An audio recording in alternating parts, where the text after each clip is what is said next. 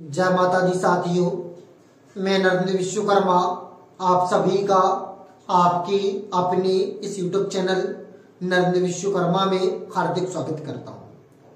आज हम इस वीडियो में देखेंगे पासवान जाति के उपनाम।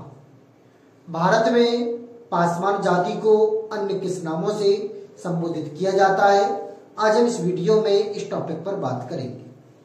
यदि आप पासवान जाति की इतिहास, महापुरुष, राजनेता, एक्टर, क्रिकेटर आदि के बारे में जानकारी चाहते हैं तो कृपया चैनल को सब्सक्राइब कर लीजिए, क्योंकि हम इस अगले क्रम में इसी सभी टॉपिक पर वीडियो लेकर आने वाले हैं।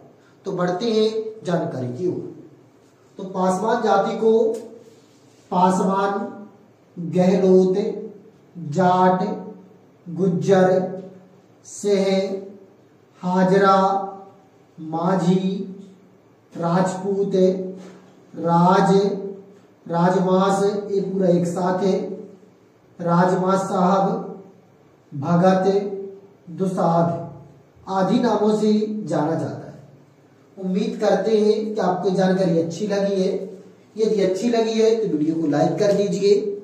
चैनल को अभी तक सब्सक्राइब नहीं किया है तो कृपया सब्सक्राइब कर लीजिए।